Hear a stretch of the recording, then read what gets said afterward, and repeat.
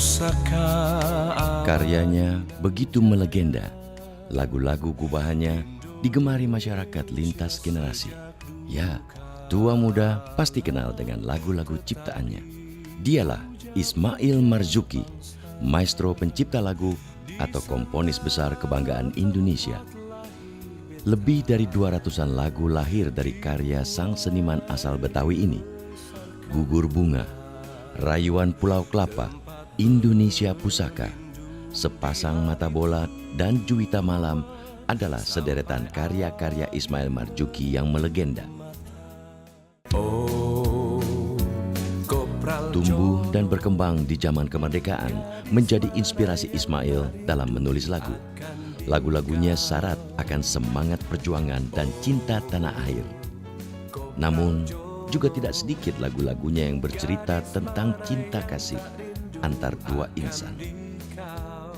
Tidak ada komponis ya yang setara dengan Ismail Marzuki, baik kualitas maupun kuantitas.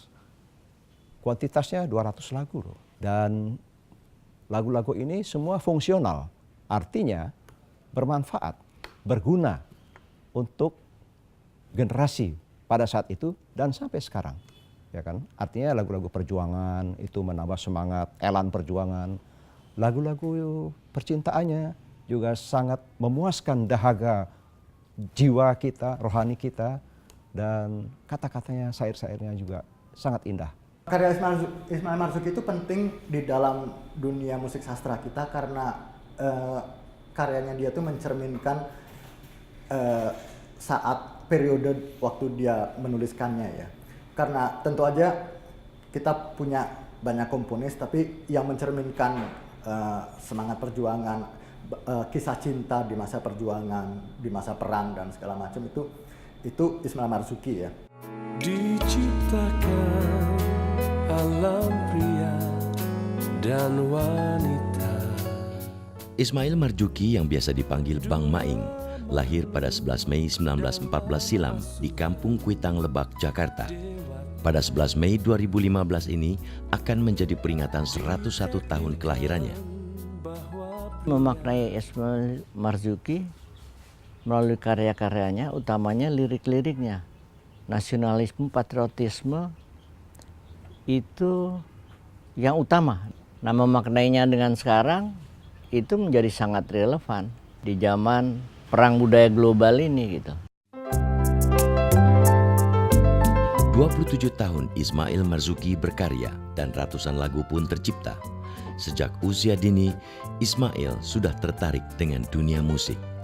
Lagu pertama ciptaannya adalah O Sarina yang bercerita mengenai kondisi kehidupan bangsa yang tertindas. Saat itu, usianya masih 17 tahun.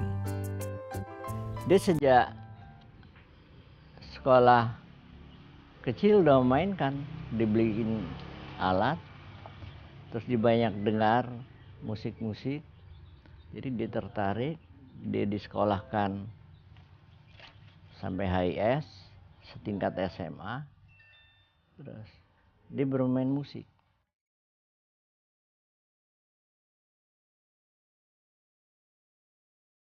Pada tahun 1936, Ismail bergabung dengan perkumpulan orkes musik Lift Java. Di orkes keroncong itu, ia berkiprah sebagai penggubah dan pencipta lagu. Ia seperti seolah tak pernah berhenti berkarya. Keunikan karya dari Ismail Marzuki adalah mudah untuk diaransemen ulang dalam berbagai jenis musik. Dia menulis semua tuh karya-karya vokal dan bahkan dia harmoni-harmoninya gitu tuh dia cukup bebas ya. Jadi buat kami generasi yang sekarang atau generasi yang setelah Ismail Marzuki juga lebih mudah untuk mentransformasikannya ke dalam karya yang lain gitu. Melodinya tentu aja kita tahu melodinya seperti apa gitu, tapi itu bahan yang cukup kaya ya untuk bisa ditransformasi ke dalam genre, ke dalam bentuk musik yang lain, apakah itu mau pop, keroncong, classical style, jazz bahkan gitu.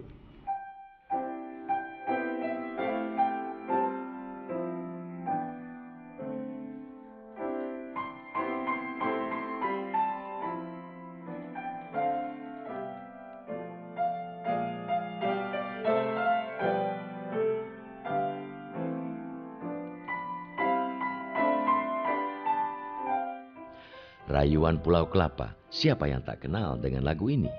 Lagu yang bercerita tentang cinta tanah air seringkali menjadi lagu penutup siaran pada sejumlah stasiun televisi dan radio, terutama pada masa Orde Baru. Selain piawai mencipta lagu, Ismail juga piawai memainkan berbagai jenis alat musik.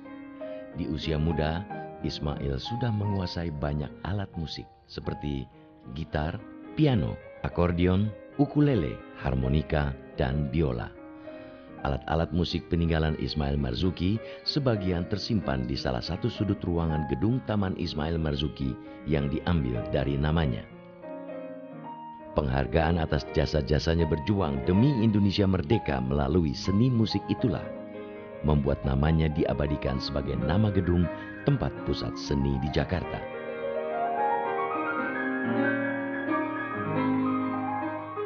Pak Ismail Marzuki itu seorang ayah yang amat sangat menyayangi keluarga dan begitu juga pada orang lain ya. Kita juga sebagai keluarga nggak nyangka.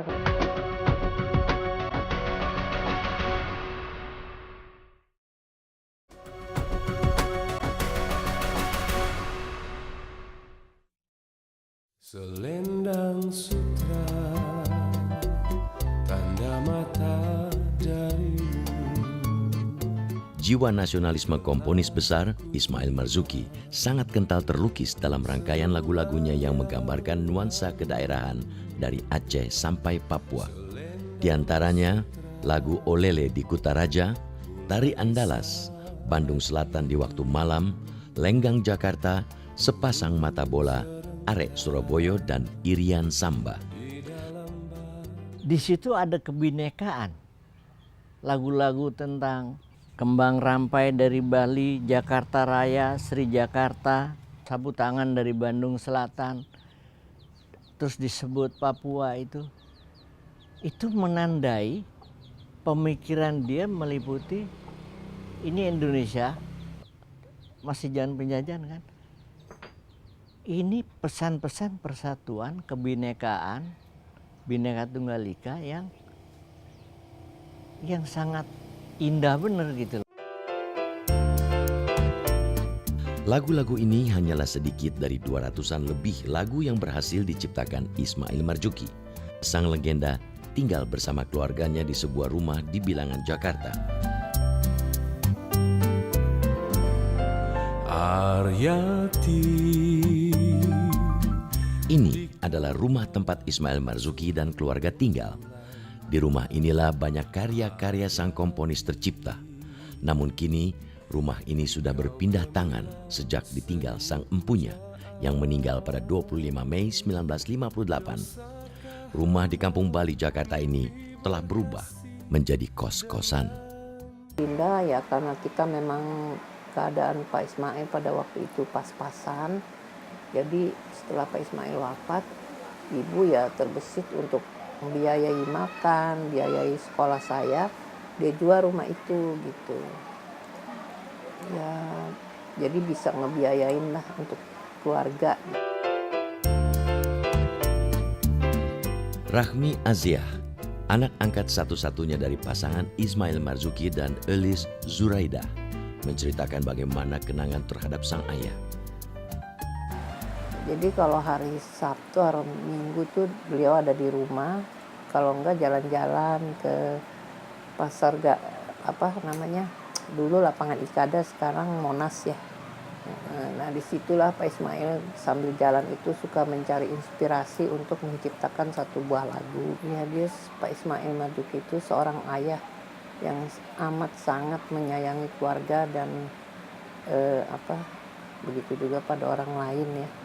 Kita juga sebagai keluarga nggak nyangka kalau Pak Ismail menjadi seniman yang ternama di Indonesia ini.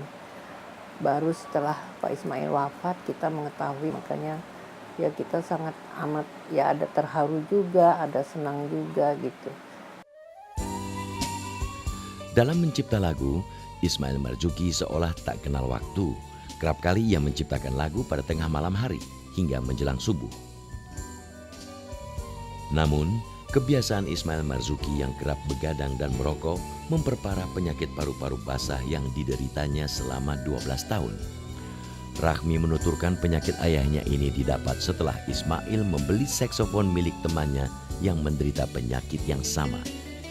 Pak Ismail kena itu penyakit paru-paru, ya semuanya jalan Tuhan, ya kita nggak tahu sih, nggak menyalahkan itu juga gitu. Sampai itu saksofon akhirnya dibuang sama Pak Ismail, nggak dipakai lagi.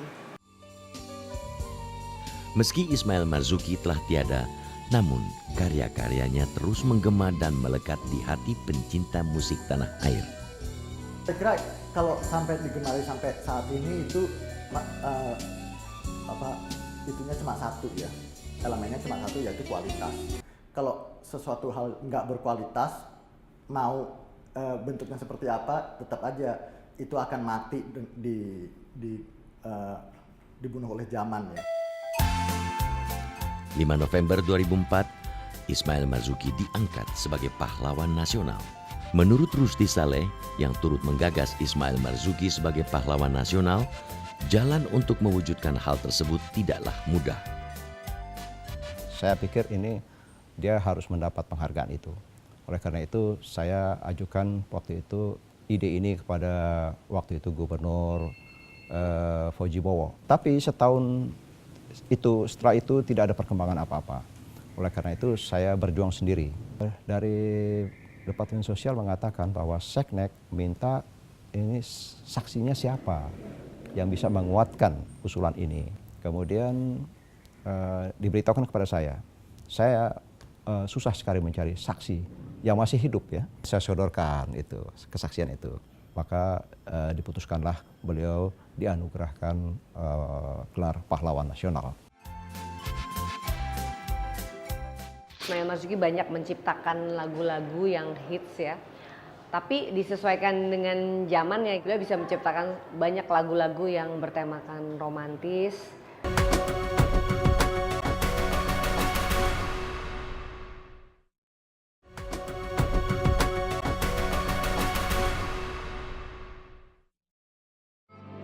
Payung fantasi melambai di sinar pagi. Hey hey ya cantik Nia, boleh ku pandang wajahmu secantik bintang, bolehkah disayang. Payung Fantasi adalah salah satu mahakarya komponis besar Ismail Marzuki. Lagu ini kembali didaur ulang dan dinyanyikan oleh penyanyi Memes.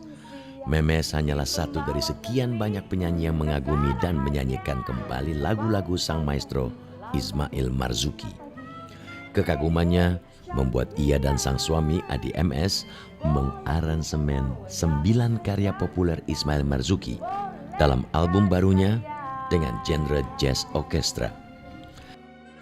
Ismail Marzuki banyak menciptakan lagu-lagu yang hits ya, tapi disesuaikan dengan zamannya. Beliau bisa menciptakan banyak lagu-lagu yang bertemakan romantis dan juga yang berperjuangan. Karya-karya Ismail Marzuki itu menurut saya tuh menariknya gini, karena lagunya tuh banyak irama-irama yang agak jazzy, agak swing, agak pop bossas. Jadi terus melodinya kuat juga dan liriknya juga ini ya oke banget gitu.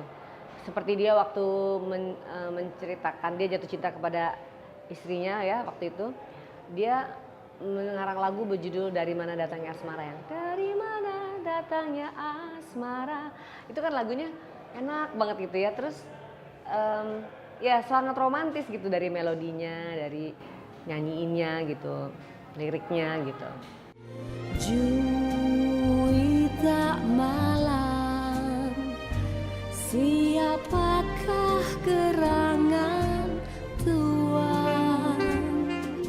Sebelumnya, lagu Juwita Malam juga pernah dibawakan oleh grup musik Slank dan kini dengan irama yang berbeda dibawakan kembali oleh penyanyi Memes. Awalnya gini, saya sama Mas Adi ingin membuat suatu album yang evergreen, yang lintas generasi. Kita pikir apa ya gitu ya, karena kayaknya udah saatnya juga kita membuat sesuatu yang ibaratnya tuh album kita nanti bisa didengarkan untuk oma opa kita, bapak ibu kita, bahkan ke anak cucu kita gitu.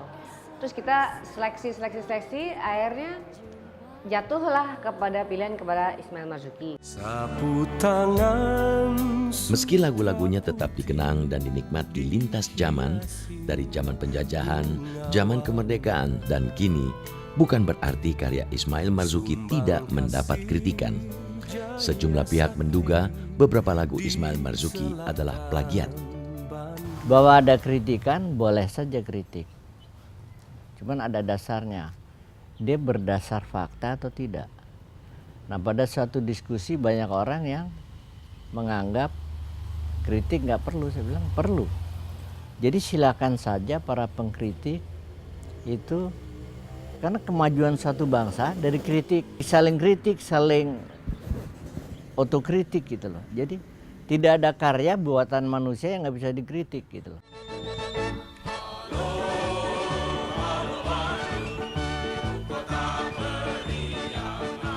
Lagu Halo Halo Bandung disebut-sebut lagu milik orang lain yang digubah kembali.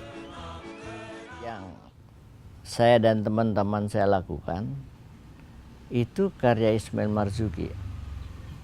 Sampai terakhir Pak Yusuf Ronodipuro dan Pak Sudarnoto dan Bu Elis Juraida, istri Pak Maing, menyatakan itu Halo Halo Bandung. Ya, Halo Halo Bandung itu diciptakan oleh Ismail Marzuki. Ya, ini langsung menurut istri beliau, Ibu Elis Juraida, ketika diwawancara oleh sekelompok wartawan dari pemerintah daerah DKI Jakarta. Ibu Elis mengatakan itu mah betul-betul lagu Ismail Marzuki. Saya berani sumpah, dia bilang gitu. Karena dia tahu Ismail Marzuki itu menciptakan lagu itu tengah malam dan kemudian dia bersenandung paginya. Halo Halo Bandung itu yang saya tahu, kata Ibu Elis Juraida. Jadi saya kira masa iya Ibu Elis mau berbohong, ya. Dan sampai sekarang saya kira tidak ada bukti bahwa itu juga diciptakan oleh orang lain. Di tengah terpaan kritikan terhadap hasil karyanya, namun orang tetap mengenang dan mengapresiasi lagu-lagu Ismail Marzuki yang telah membawa sejumlah inspirasi, semangat, dan cinta. Karena melodinya sangat khas Ismail Marzuki ya, itu sangat menginspirasi kita. Seorang yang kreatif ya, punya memiliki proses kreatif gitu tuh harus memiliki identitas tersendiri. Saya dan Mas Adi ingin mengapresiasi Ismail Marzuki bahwa ini loh karya-karya anak bangsa yang salah satu karya anak bangsa yang luar biasa di zamannya, dan kita harus melestarikannya dan harus memberitahukan kepada generasi penerus kita. Ismail Marzuki tak sekedar mencipta lagu, namun lebih dari itu, syair-syair lagunya menjelma menjadi gambaran keadaan sosial politik negeri dari masa ke masa. Jiwanya yang romantis menambah khasanah indah dalam tiap lagu yang diciptakannya. Ia merupakan seorang nasionalis yang setia pada cita-cita perjuangan kemerdekaan, pada kehidupan rakyat dan Ibu Pertiwi.